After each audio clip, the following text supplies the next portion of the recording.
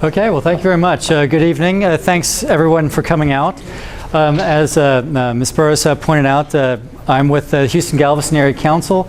And the Houston-Galveston Area Council is an organization that does a bunch of different things, but one of the things that it does is also transportation planning for our region, Harris County and the 7 surrounding counties. And the Regional Transportation Plan is our long-range vision for the transportation options that we have within this region.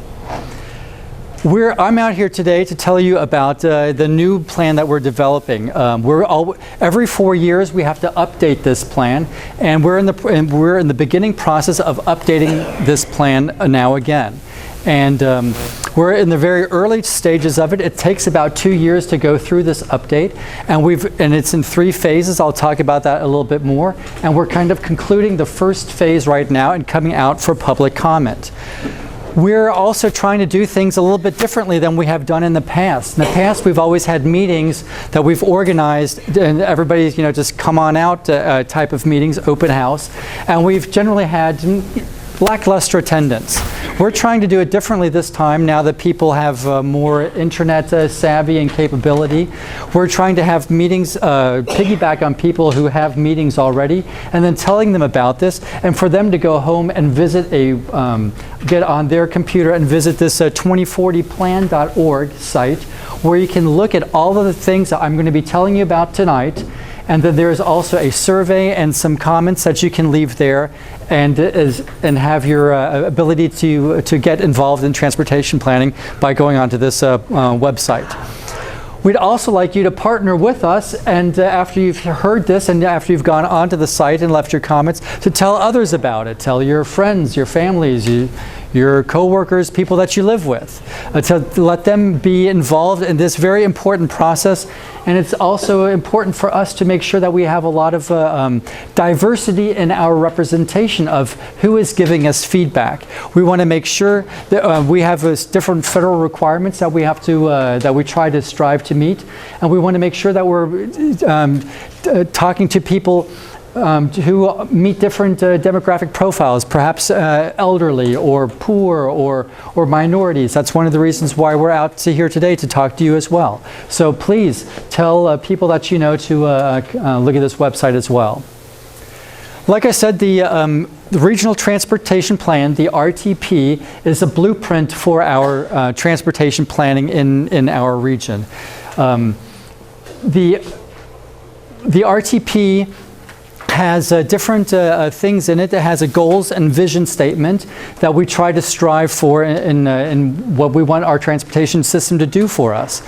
We also do some other things in this plan, and again, we have now revised our goals and visions this time because a new legislation that has come about from the federal government called MAP 21, or Moving Ahead for Progress in the 21st Century, has required us to now begin using performance measures in transportation planning. We have to begin actually measuring how well our plans and our transportation system is performing according to different criteria that we establish. So that's what one of the new things is about this plan, and that's why, again, today the goals and vision are a very important part of what we want to get your feedback on. I've mentioned that we're in a 2-year process, and we see 3 different phases. It's kind of hard to see with the light, but this first phase, it's called initial assessment, and we're looking at the demographic profile. For example, how many people are going to be living here by 2030? It's actually the last switch, if you want to, the rightmost one. Yeah. And then if you flip the other one up again, then it's not quite so dark. Yeah, there you go. Thank you. We update the demographics. We look at some of the other things, again, the vision and goals, and that's where we're out here today to talk to you about that. When we got your comments, we go back and we begin working on phase 2, which is our corridor analysis. And in about a year's time, we'll have that work done, and we'll come back to you again to tell you about that piece of work. Finally, in about 18 months from now, we'll be back to you for a final time to let you know how our transportation plan has what it looks like after it's complete. Okay, so first of all, on demographics, what does our region look like today? Well, according to the 2010 census, we have about 6 million people living in this 8-county region right now. Harris County has the bulk of those people. The surrounding counties are beginning to grow more so, but about 6 million people. By 2040, we're expecting there to be about over 9 million people. That means that every year we're growing by over 100,000 people. And that's a lot of people to incorporate into this area. One of the interesting things to note, though, of the people that we're adding, if you look at the age cohorts, the different age groups, if you look at, for example, the years 0 to 20, right now they constitute about 25% of the population. By the year 2040, they are going to be substantially less than that.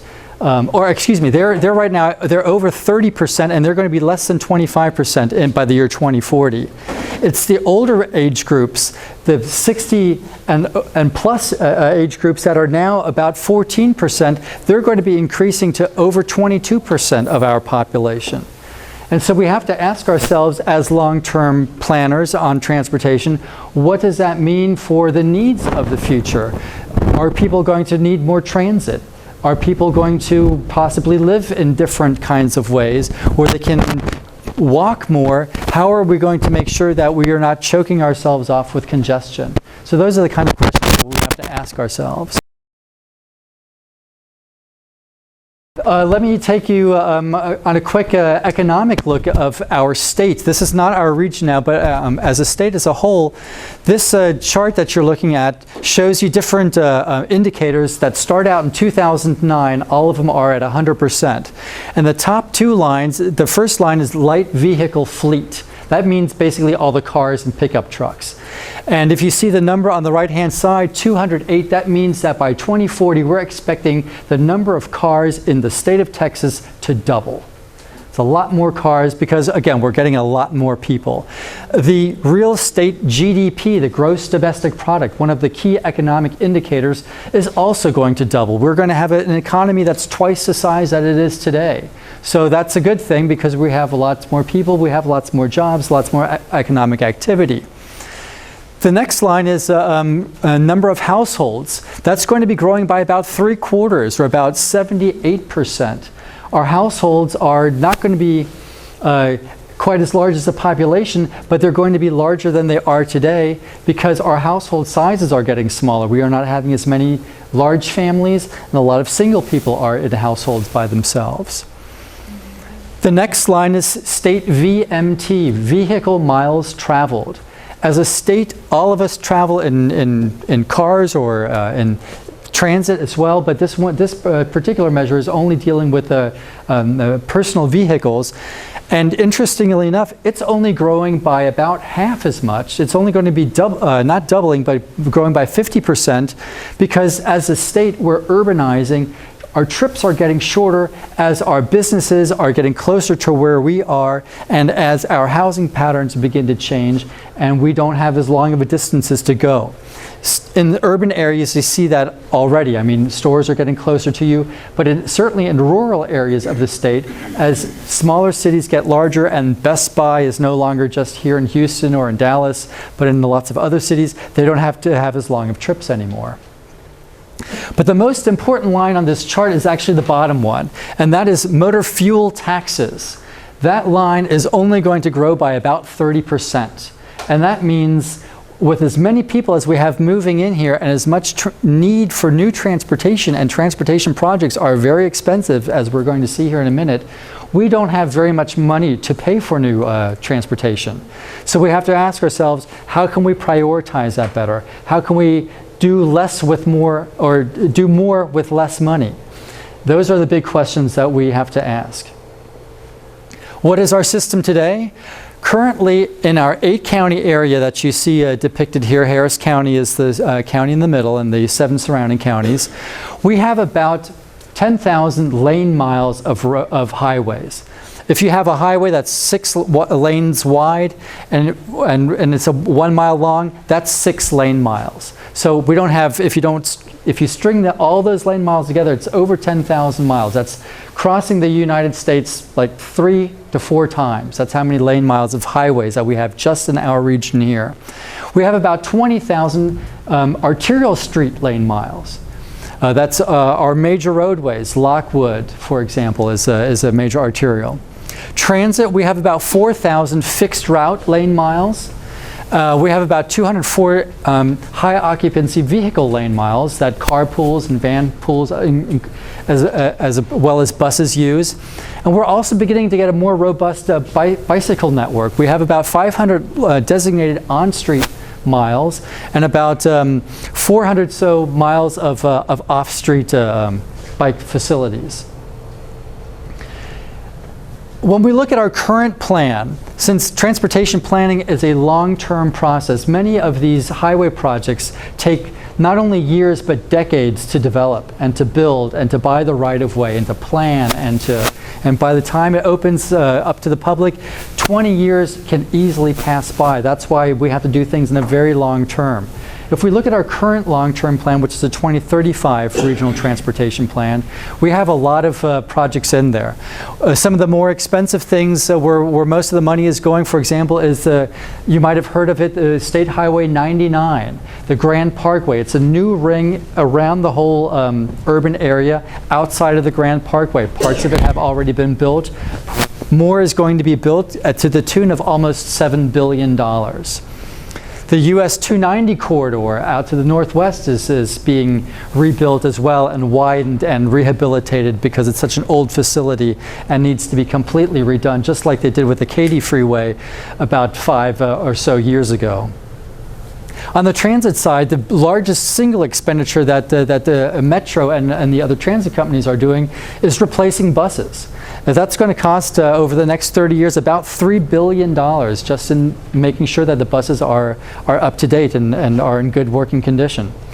There's also about $6 billion in our plan right now for all the different light rail projects at the City of Houston that Metro is building in the City of Houston.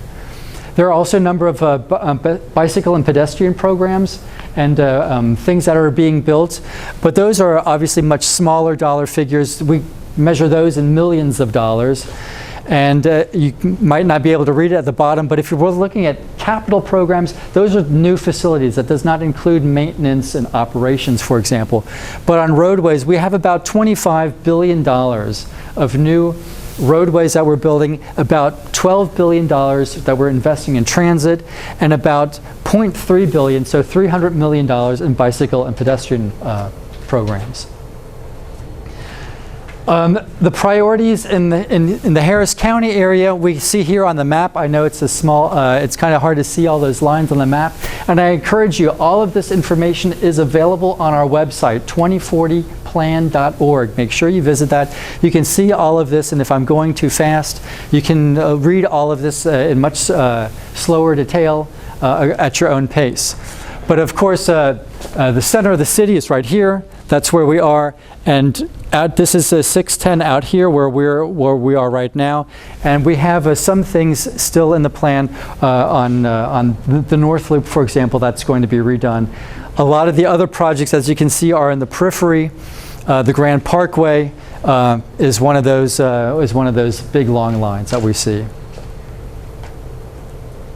So that finally brings me to what is the vision for our region, and what are the goals that we have developed. Well, first of all, before I read the vision statement, what do we want a vision statement to do? We want to give us a roadmap of where we want to be by a certain year.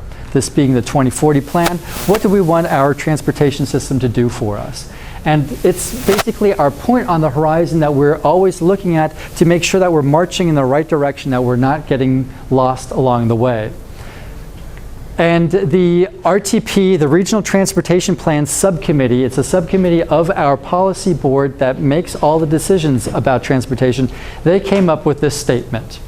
In the year 2040, our region will have a safe, multimodal transportation system through coordinated investments that allow for a desirable quality of life, enhanced economic vitality, and a high level of safety, access, and mobility.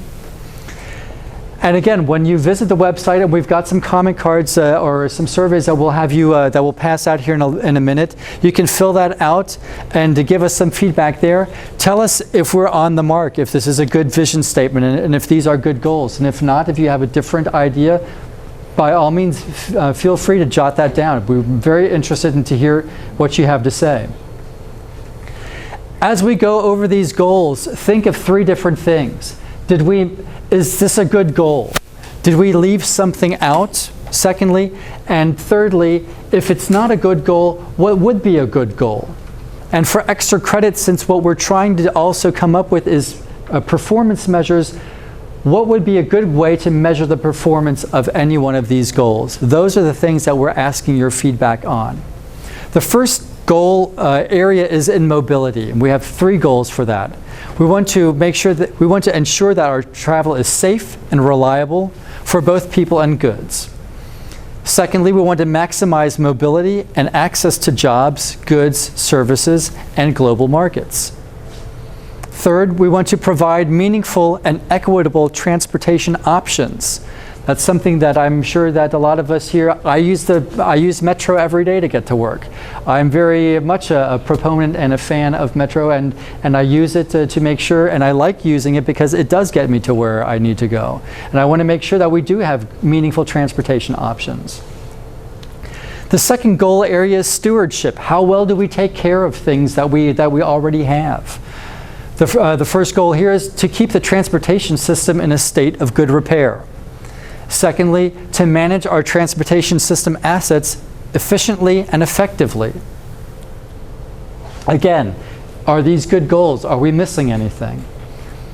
The next goal area is prosperity. We don't want a transportation system just to be able to move about. It's supposed to do more for us. It's supposed to enhance our quality of life, boost our economic activity in the area, and make our life better. So we've come up with 2 goals in this area.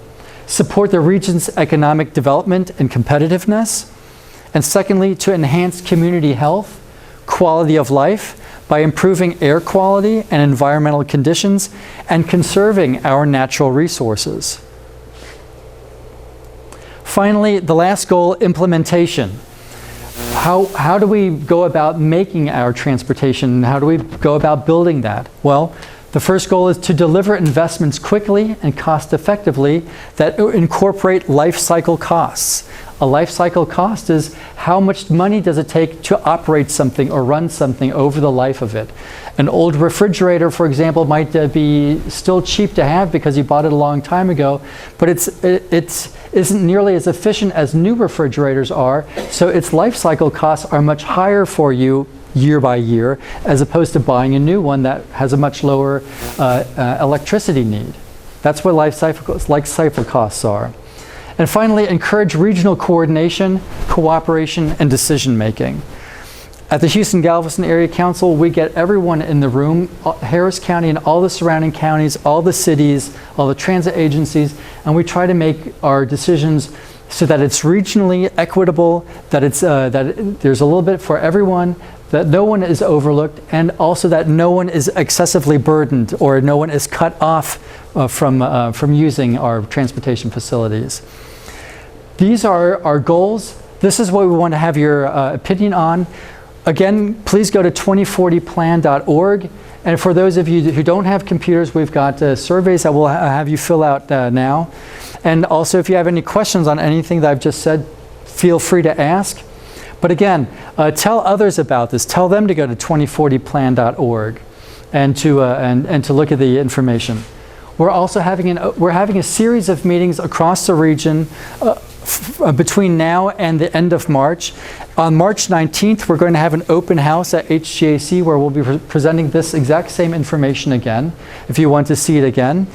But otherwise, in about a year's time, we'll be back to you with our next round of results. We'll first gather all of everyone's comment on our vision and goals.